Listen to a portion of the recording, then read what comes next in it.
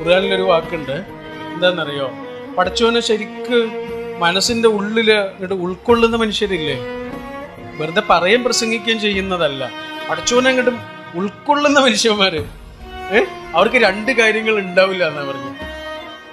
എന്താ രണ്ട് കാര്യങ്ങൾ അറിയോ? ഒന്ന്, അവർക്ക് പേടി ഉണ്ടാവില്ല.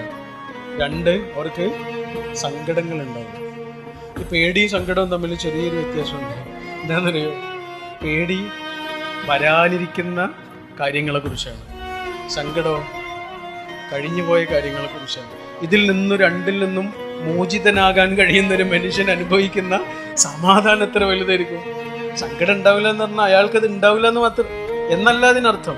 സങ്കടമൊന്നും ഉണ്ടാവില്ല എന്നല്ല, ആ സങ്കടങ്ങളെ അതിജീവിക്കുന്ന തരത്തിൽ അയാളുടെ ഉള്ളിൽ ഒരു ശക്തി പ്രവർത്തിക്കും അല്ലേ. ഇപ്പം ഞാൻ ഒറ്റക്കാണെന്ന് വിചാരിക്കുമ്പോഴല്ലേ എനിക്ക് സങ്കടം വരിക. ഇപ്പൊ ഒരു യാചകനായി നടന്ന ഒരാള്, നമ്മുടെ നാട്ടിൽ യാചകനായി നടന്ന ഒരാള്, അയാൾ ഒരു ദിവസം പോലീസ് പിടിച്ചു. ഇയാൾ ആകെ പേടിച്ച് കരഞ്ഞ് ബേജാറായി. പോലീസ് പറഞ്ഞു, നിന്നെ ശിക്ഷിക്കാനൊന്നും അല്ലടാ. അയാൾ യാചകനായി അലഞ്ഞു നടക്കുകയാണ്. പക്ഷെ പോലീസിന് മനസ്സിലായി ഇയാൾ യാചകനൊന്നും ആകേണ്ട ആളല്ല, ഏതോ ഒരു നാട്ടിലെ കോടീശ്വരനായ ആളുടെ മകനാണ്. ആ കോടീശ്വരൻ ഈ മകനെ തെരഞ്ഞു നടക്കുകയാണ് എത്രയോ കാലമായിട്ട്.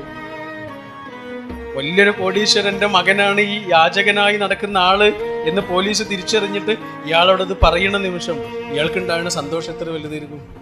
അതുവരെ ഇയാൾ യാചകനായിരുന്നു, ഇപ്പോഴോ രാജകുമാരനാണ്. അല്ലേ? അതേപോലെയാണ് നമ്മൾ ഒരു മഹാപ്രഭുവിൻ്റെ, ഒരു വലിയ പ്രഭുവിൻ്റെ, വലിയൊരു കോടീശ്വരൻ്റെ ആളുകളാണ് എന്ന് തിരിച്ചറിയുന്നൊരു നിമിഷമാണ് ഒരു മനുഷ്യൻ ശക്തിപ്പെടുന്ന നിമിഷം. ഒറ്റക്കാണ് എന്ന് തോന്നുന്ന നിമിഷമാണ് നമ്മൾ ദുർബലരാകുന്ന നിമിഷം. പടച്ചോൻ കൂടെണ്ട് എന്നൊരാളുടെ ചിന്ത വെറുതെ ഒരു ചിന്തയല്ല, കോടീശ്വരന്റെ മകനാണ് എന്ന് യാചകൻ തിരിച്ചറിയുന്നത് പോലെ ഒരു നിമിഷമാണ്. അയാൾ ശക്തിപ്പെടുന്ന നിമിഷമാണത്, അയാൾ അഭിമാനിയാകുന്ന നിമിഷമാണത്, അയാളുടെ ഉള്ളിൽ ഒരു അന്തസ്സ് പ്രവർത്തിക്കാൻ തുടങ്ങുന്ന നിമിഷം. എനിക്ക് പരിചയമുള്ള ഒരാളുണ്ട്, അയാൾ എന്നോട് പറഞ്ഞൊരു കഥയുണ്ട്. വല്ലാത്തൊരു കഥയാണ് കേട്ടോ. അവൻ്റെ വാപ്പ ഒരു മീൻ കച്ചവടക്കാരനായിരുന്നു. മീൻ കച്ചവടം നടത്തിയിരുന്നത് തലശ്ശേരിയായിരുന്നു. തലശ്ശേരിയിൽ മീൻ ആ മാർക്കറ്റിൽ നിന്ന് വാങ്ങിയിട്ട് പിന്നെ കൂത്തുപറമ്പ് വരെ 20-ലേറെ കിലോമീറ്ററിലെ സൈക്കിളിലാണ് ഇയാൾ പോവുക മീൻ വിൽക്കാൻ വേണ്ടിയിട്ട്. ആ പോകുന്ന വഴിയിലൊക്കെ മീൻ വിൽക്കുക. ഇങ്ങനെ എത്രയോ വർഷങ്ങൾ ആ മനുഷ്യൻ കഷ്ടപ്പെട്ട് കുടുംബം പോറ്റി. അതിനിടയിൽ അദ്ദേഹം സൈക്കിളിൽ നിന്ന് വീണ് പരിക്കായി, പിന്നെ ജോലി ചെയ്യാൻ പറ്റാതായി. അദ്ദേഹത്തിനാണെങ്കിൽ പെൺകുട്ടികളുണ്ട്, 3 ഒക്കെ പെൺമക്കളുണ്ട്, ഒരാൺകുട്ടിയേ ഉള്ളൂ. ഈ ആൺകുട്ടിയില്ലേ 10ാം ക്ലാസ് കഴിഞ്ഞിട്ടുള്ള ഒരു സമയമാണ്, ചെറിയ പ്രായമാണ്. പക്ഷെ ആ സമയത്ത് ഇവൻ്റെ വാപ്പയുടെ ജോലി ഏറ്റെടുക്കുകയാണ്. തലശ്ശേരിയിൽ നിന്ന് മീൻ വാങ്ങിയിട്ട് 25 കിലോമീറ്ററിലേറെ അങ്ങോട്ടും ഇങ്ങോട്ടൊക്കെ യാത്ര ചെയ്യാണ് സൈക്കിളിൽ. ഇവൻ വരുന്നത് വരെ ആളുകൾ കാത്തിരിക്കും. ആ വാപ്പയോടുള്ള സ്നേഹം കൊണ്ട് ഇവർക്ക് വേറെ മീൻ കിട്ടിയിട്ടൊന്നുമല്ല, ചിലപ്പോൾ ഈ ഉച്ചയ്ക്ക് ശേഷമൊക്കെയാണ് മീൻ കിട്ടുക. എന്നാൽ ഈ കുട്ടി വരുന്നതിന് വേണ്ടി ആളുകൾ കാത്തിരിക്കും. അങ്ങനെ ഇവനെ എത്രയോ വർഷങ്ങൾ അവൻ്റെ പെങ്ങന്മാരെയൊക്കെ അവനിങ്ങനെ നന്നായി സംരക്ഷിക്കുന്നു. പിന്നെ അവൻ ജോലിക്ക് വേണ്ടിയിട്ട് UAE ഇവിടെ വന്ന് ചെറിയൊരു ജോലിയാണ് കേട്ടോ അവൻ ചെയ്യുന്നത്. AC ഉള്ള റൂം എടുക്കാൻ പോലും അവൻ്റെ കയ്യിൽ പൈസയില്ല. എന്നിട്ട് അവൻ പറയാണ്, നനഞ്ഞ ശീലമൊക്കെ ചുറ്റിയിട്ടൊക്കെയാണ് കിടക്കുക. അങ്ങനെ കിടന്ന് കഷ്ടപ്പെട്ട് ആ പെങ്ങന്മാരൊക്കെ അവൻ കെട്ടിച്ച്. ഈ കഥ അവൻ പറഞ്ഞു തരുന്നത് അവൻ്റെ ദുഃഖപൂർണമായ നിമിഷങ്ങളെക്കുറിച്ചും കടന്നു പോകുന്ന വഴികളെക്കുറിച്ചും അവൻ അഭിമാനത്തോടെ പറഞ്ഞ് അവസാനം അവൻ പറഞ്ഞ എന്താണെന്നറിയോ? ഗഫൂർക്ക, ഇപ്പോൾ എനിക്ക് UAE 4 അത്തറ് കടകളുണ്ട്. ഇത്രയും പറഞ്ഞതിന് ശേഷം പിന്നെ അവനൊരു കാര്യം കൂടി പറഞ്ഞു. പണ്ട് എൻ്റെ കയ്യിൽ നിന്ന് മീൻ വാങ്ങിയ ആൾക്കാരില്ലേ, അവരിപ്പോൾ ചില ആളുകൾ എൻ്റെ കയ്യിലേക്ക് അത്തറ് വാങ്ങാൻ വരാറുണ്ട്. മീൻ്റെ മണമുള്ള കയ്യിൽ നിന്ന് അത്തറ് വിൽക്കുന്ന കയ്യിലേക്ക് വന്ന ആ ചെറുപ്പക്കാരൻ ഇത് പറഞ്ഞിട്ട് ആത്മാഭിമാനത്തോടെ അവൻ്റെ കണ്ണിലേക്ക് നോക്കിയൊരു നോട്ടമുണ്ട്. തോൽക്കാത്തവൻ്റെ നോട്ടമാണ്, പരാജയപ്പെടാത്തവൻ്റെ നോട്ടമാണ്, ആർജവമുള്ള ആ കണ്ണുകൾ. ഇതൊക്കെ കാണണോ? ഇവിടെ ഇരിക്കുന്നുണ്ട്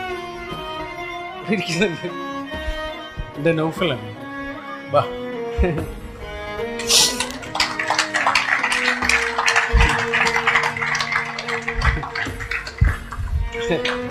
ഇവനെ ഞാൻ ഒരു കാലത്തും മറക്കൂല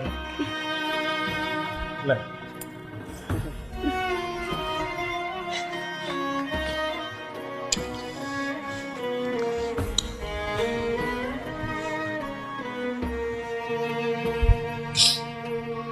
നമ്മൾ ഈ പറഞ്ഞ കഥയിൽ ഏതെങ്കിലും ഒരു സ്റ്റോപ്പിലായിരിക്കും ഇപ്പം നമ്മൾ. ഒന്നുകിൽ ആ മീൻ വിൽക്കുന്ന ആളായിരിക്കാം, ആ സൈക്കിൾ ചവിട്ടേണ്ടി വരുന്ന ആളായിരിക്കാം അല്ലേ. വാപ്പ അപകടം പറ്റി വീട്ടിലേക്ക് വന്നത് കാണേണ്ടി വന്ന 3 പെങ്ങന്മാരുള്ള ആങ്ങളെയായിരിക്കാം നമ്മൾ. പക്ഷേ അവിടെ തീരുന്നതിൻ്റെ പേരല്ല ജീവിതമെന്നും വരാനിരിക്കുന്ന ആത്മാഭിമാനത്തിൻ്റെ ഉജ്ജ്വല നിമിഷങ്ങളുടെ പേരാണ് ജീവിതമെന്നും ഒരാളുടെ തിരിച്ചറിവില്ലേ. ആ തിരിച്ചറിവാണ് ശരിക്കും ഒരാളുടെ കരുത്തതാണ്.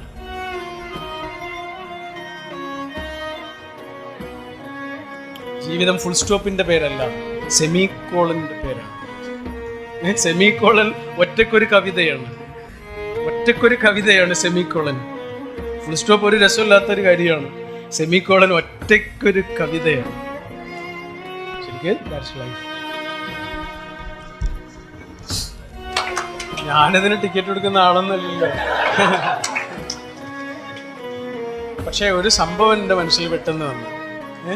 നബി ഒരാളെ കുറിച്ച് പറഞ്ഞു സ്വർഗത്ത് പോകുന്ന ഒരാളെ നിങ്ങൾക്ക് കാണണമെന്ന് വെച്ചു സഹാബികളോട്. സ്വർഗത്ത് പോകുന്ന ഒരാളെ കാണണമെന്ന് ചോദിക്കുമ്പോൾ നമുക്ക് ഭയങ്കര ആവേശമായിരിക്കുമല്ലോ. അപ്പൊ എല്ലാരും പറഞ്ഞു വേണം റസൂലേ. അപ്പോ ഇപ്പം ഇങ്ങോട്ട് വരും എന്ന് പറഞ്ഞ് ഇങ്ങനെ ഒരാളിങ്ങനെ വരുന്നുണ്ട്. എങ്ങനെ വരുന്നതെന്ന് അറിയാം?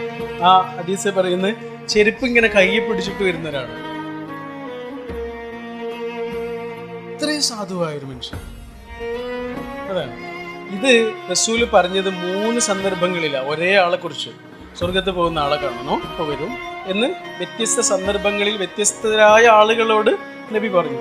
ആ 3 സമയത്തും വന്നത് ഒരേ ആൾ.